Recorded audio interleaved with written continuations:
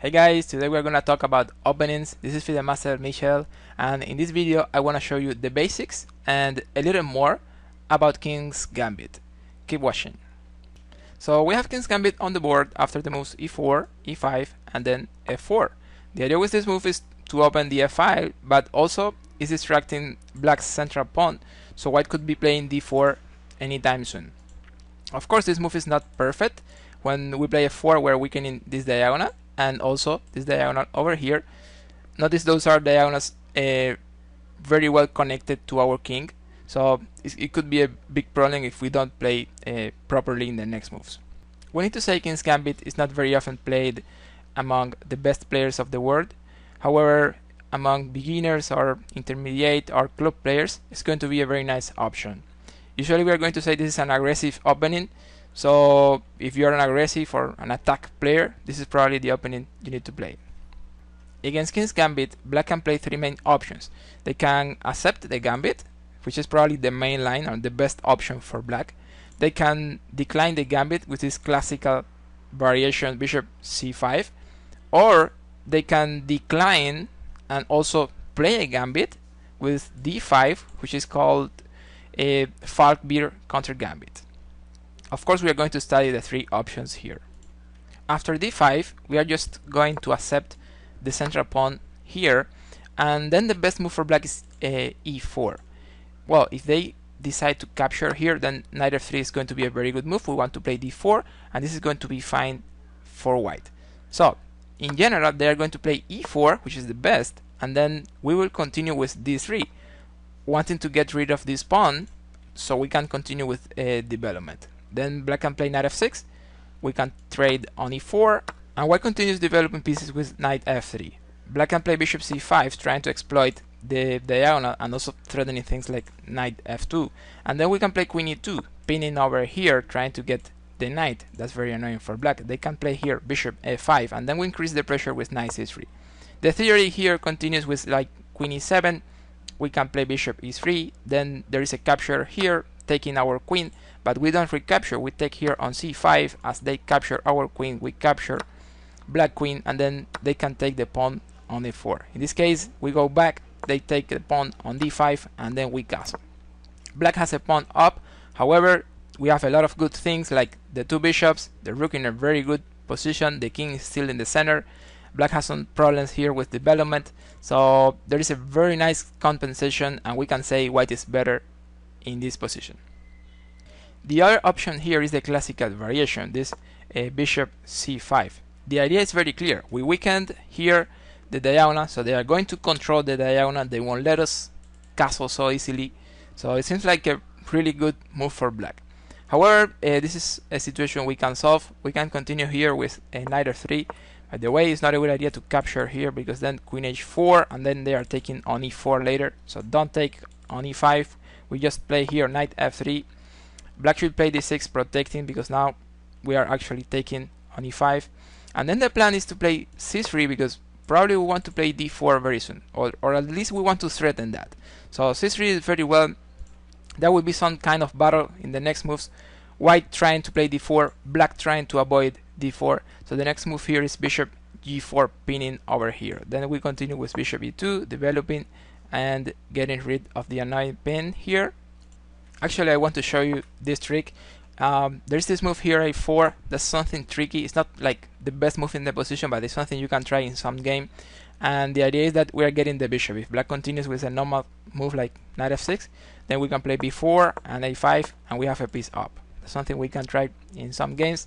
But probably the best move is something like bishop e2, and then Black can play knight c6. Then we continue with b4, getting some space, and also with some ideas. For example, we can play some b5 at some point, and then we can play this d4, blocking the diagonal, so we can castle very soon. Castling means the king is fine, but also castling means the rook is in a good file, which is one of the main ideas in this King's Gambit. Also, there is this alternative line where we don't play d4, but we bring the knight to c4, and this is going to help us to get rid of the bishop, also put a lot of pressure here, and sometimes we can even play bishop e3. So it's going to be a very nice option. So let's see, a4, threatening a5, getting some space in the queen side. Black can play here a6, and then we want to play this 3 to make sure everything is fine over here. Black can play knight f6 then, and then the plan I was saying, so knight a3, wanting to go to c4. Here black can castle, then we play knight c4, and after bishop a7, we have a very nice pressure here, but we want to play b5 first.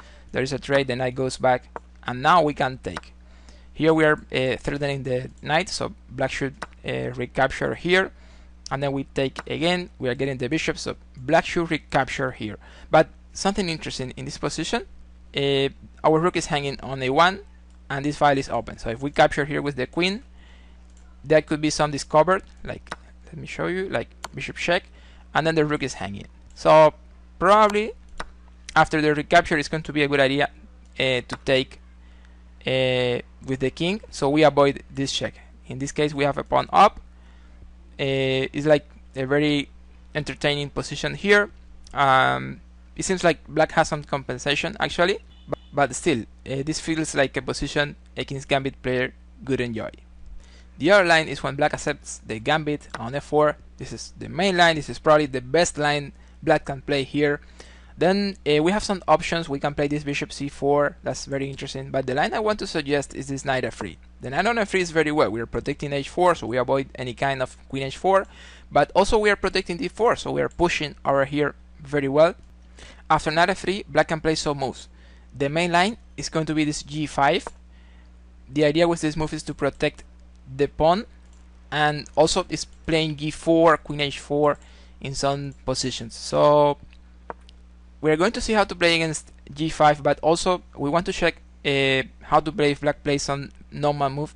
For example, after knight f6, there is some kind of problem here. We can play e5, and it's not clear where black can put the knight. The best move should be knight h5, and then we can continue with a normal development like bishop c4, like d4. This position is fine, it's unclear, it's playable, and of course we have some compensation for the pawn down. The other option after knight f3 is going to be this d5, then we just recapture. If black takes, we can just play knight c3, and this is fine for us. So probably they want to play knight f6, which is the main line, and then we play bishop c4.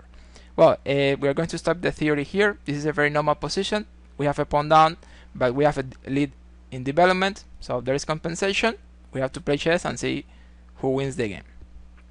And another move after knight f3 is going to be this knight e7. Then we play d4, which is one of our main ideas. Black can play here knight g6, protecting the pawn, but then we can play this h4, wanting to play h5 and taking the pawn on f4. As you know, King's Gambit is an aggressive opening, so moves like h4 are more or less common in this variation. So the main line in this position is this g5, actually threatening something over here. And my favorite move here is this h4. The idea with h4 is to disconnect these pawns, and also in some way we are controlling h4, so the queen won't be able to go there. But actually there is this line I want to show you. This is an extremely aggressive variation, but if you feel in the mood, you can try it. I can tell you for sure it's interesting. Let me show you. The move is bishop c4, and after black plays g4, that's their idea. Then we can just castle, sacrificing the knight on f3. I think they call this Musho Gambit, and the idea is that once they capture the knight, we recapture with the queen, and then we have a whole piece down. But when we analyze the position, we will see black has all the pieces in the back rank. So we could say we clearly have compensation here for a piece. Also, we have our king already castle. We have the queen and the rook ready to put a lot of pressure over the f-file. At some point, we're going to capture here either with queen or maybe with the bishop, and then the pressure on f7 is going to be a lot. This knight can come over c3, d5. So that's the idea here. Black has a big problem. How to put black pieces to play is not clear at all. Of course, they have a piece up, and anything can happen here. But this is actually a very interesting and with a lot of fun variation. So let's go back to g5, and then the line, my favorite line is this h4. Then black can continue with g4. That's the best move for them, and then we play knight e5. Black can play knight f6 here, protecting, and then bishop c4, putting some pressure here on f7. Black needs to play here d5, we capture, and then they need to play bishop d6, developing and attacking. But then we play d4, we protect, we control the center, and also we are recapturing here on f4. We are going to stop the theory in this line here. In the next moves in the middle game, we want to capture the pawn on f4, we want to castle if at all possible, we want to develop the knight over c3 maybe. In some positions we can bring the bishop to d3, which is a great diagonal if black king castles kingside. This is a very unclear position, but in general that's what we are looking for when we play King's Gambit. If you decide to play King's Gambit in your games, let me know how your experience was. Also let me know if you have any question about the opening. So I hope you have enjoyed this video. Help my channel with some like if it was like that. Subscribe so you get notifications for my next videos. Never stop believing. See you in the next.